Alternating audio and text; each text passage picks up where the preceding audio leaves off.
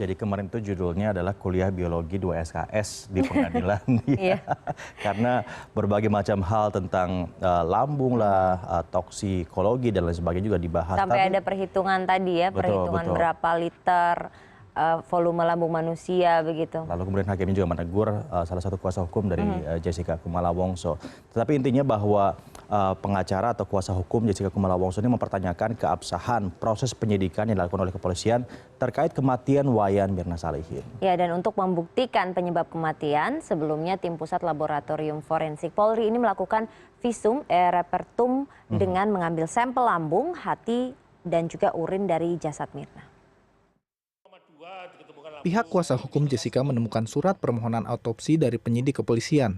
Namun, berdasar pada keterangan saksi ahli dokter forensik Slamet Purnomo di persidangan sebelumnya, Puslapfor tidak melakukan autopsi karena permintaan dari penyidik hanya sebatas uji sampel sejumlah organ tubuh yang dilakukan 5 hari setelah kematian Mirna. Saya pikir itu bukan kealpaan dari kami, artinya bukan kealpaan lah kalau tadi dibilang. Itu tadi bunyi surat permohonan yang dari polisi, penyidik dalam hal ini ke penyidik ya, bukan penyidik ke Puslapfor.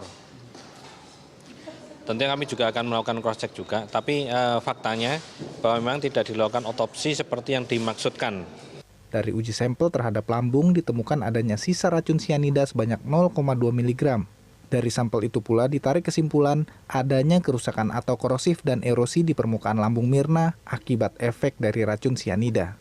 Hasil uji sampel ini juga dijadikan indikator oleh ahli toksikologi forensik untuk menyimpulkan penyebab kematian Mirna akibat keracunan sianida. Namun, uji sampel tersebut dinilai tidak cukup oleh tim kuasa hukum Jessica Kumala Wongso. Untuk itu, Otto meminta majelis hakim mendatangkan kembali ahli dokter forensik Slamet Purnomo untuk dimintai klarifikasi. Ternyata ada bukti surat dari polisi yang meminta supaya dilakukan otopsi. Nah sekarang yang benar yang mana ini? Di antara ini yang benar siapa? Surat itu diselipkan ke BAP nggak, Bang? Ada di BAP, itu bukan bukti kita. Jadi kenapa ini tidak diklarifikasi oleh jaksa? Kan jelas dia tahu itu ada. Ya kan? Itu bukti dari dia. Tapi dia diamkan gitu loh. Ada apa?